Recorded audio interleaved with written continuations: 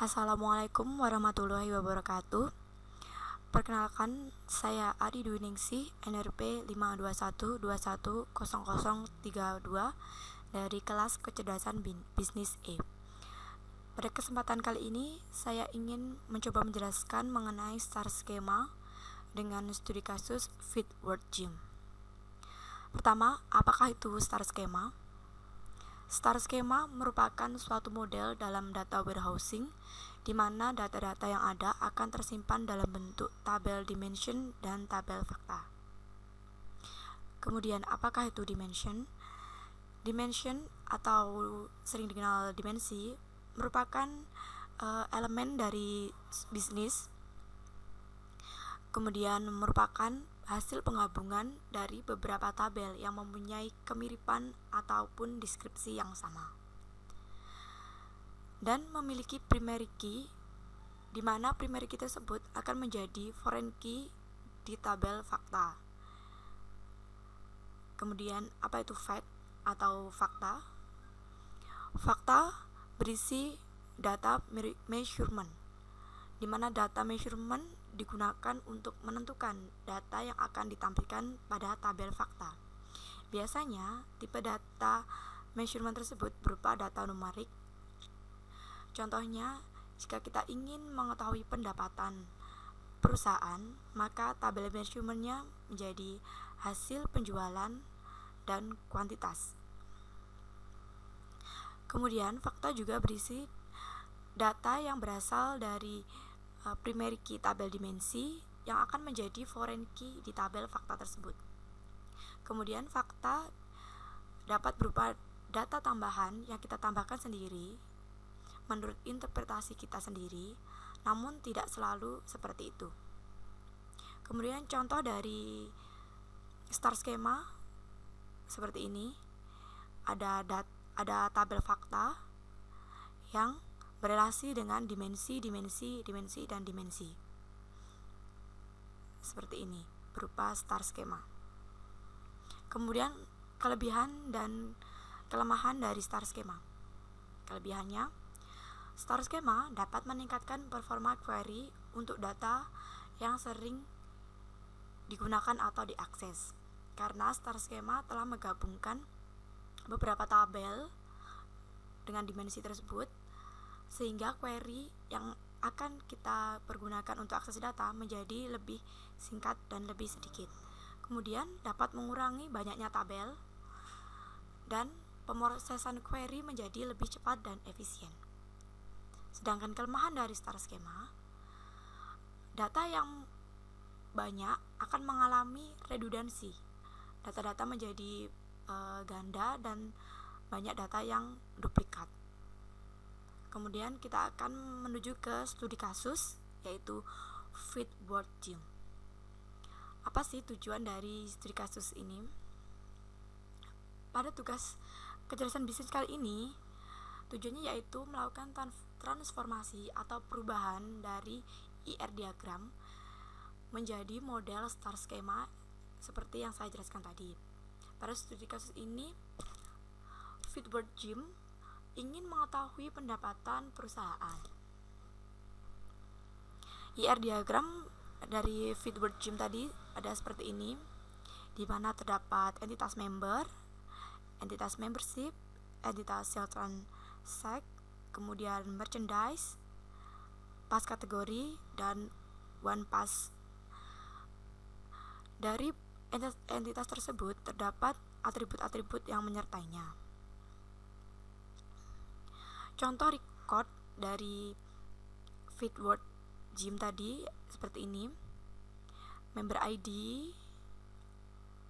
melakukan beberapa transaksi seperti record sales transaction, di mana member ID 333 melakukan transaksi ini berhubungan dengan sold via membeli merchandise dan kuantitas 1. Kita akan merubah tabel ini dan IR diagram yang tadi menjadi STAR skema.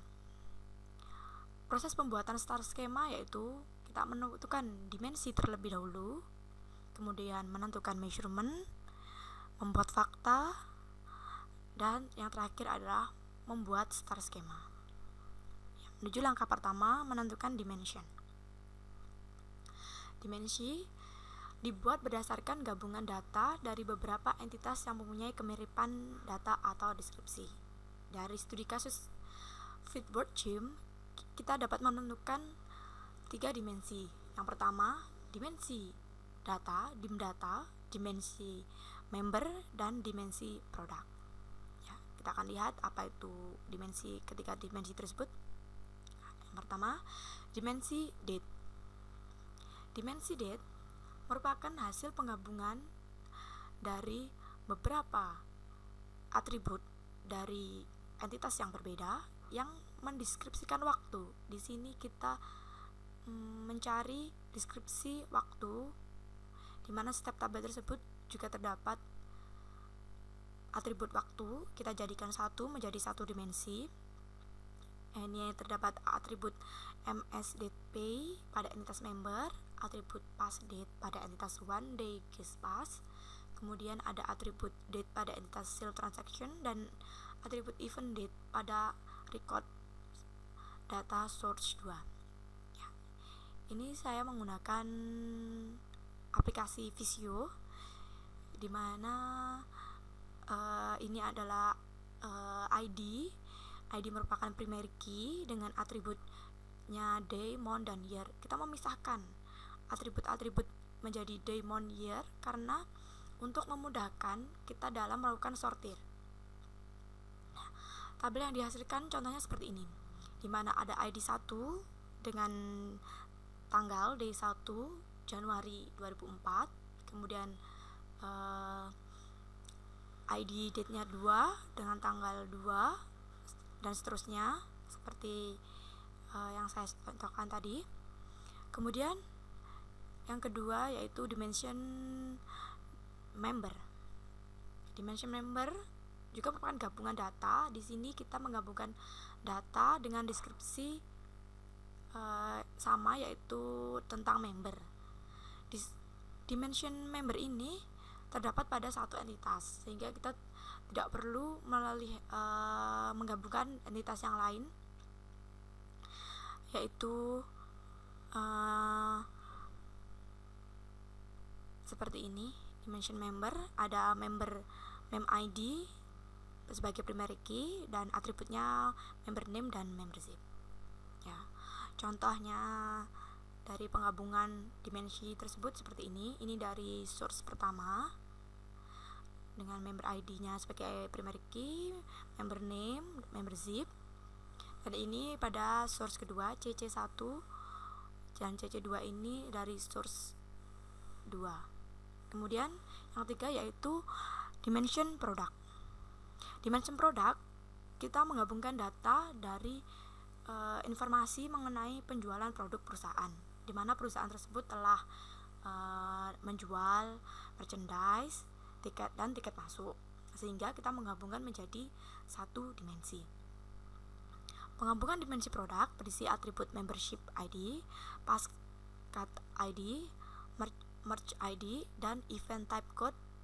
Pada source 2 ini, event type code disatukan menjadi satu atribut, yaitu prod ID. Selain itu, atributnya juga disatukan, merch name, passcard name, merch name, dan event type disatukan menjadi satu atribut saja.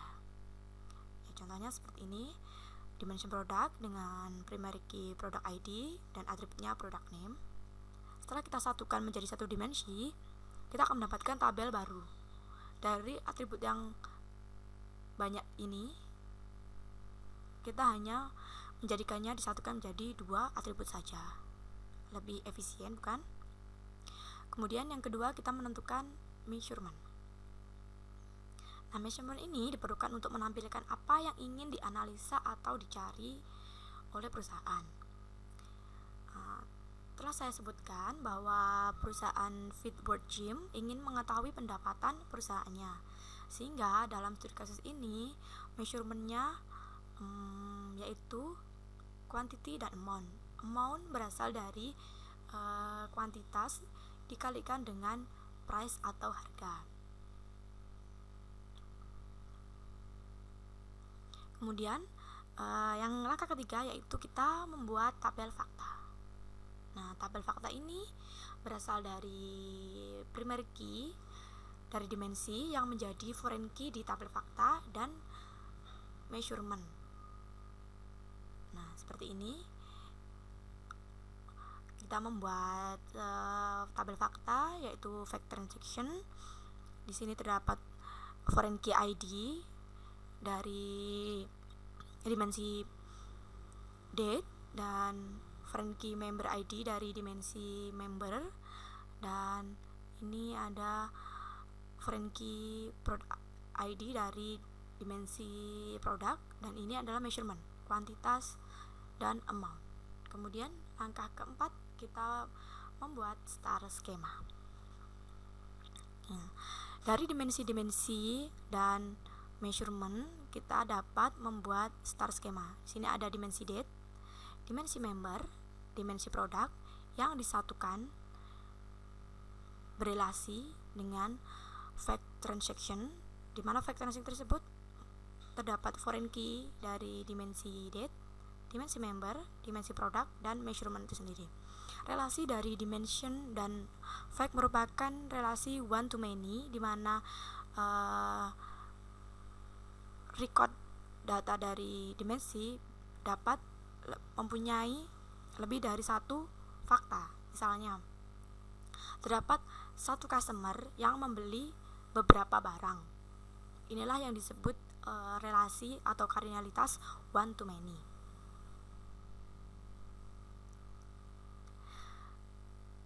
Dari dimensi dan measurement yang telah kita buat tadi, terbentuklah tabel fakta seperti di bawah ini. Contohnya tadi yang telah saya katakan, kardinalitas atau relasinya itu one to many, di mana satu member pada hari yang sama dapat membeli produk yang berbeda dengan kuantitas yang berbeda.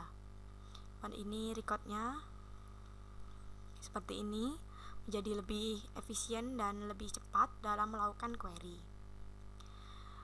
Sekian penjelasan sedikit mengenai star schema dengan studi kasus Fit Word Gym.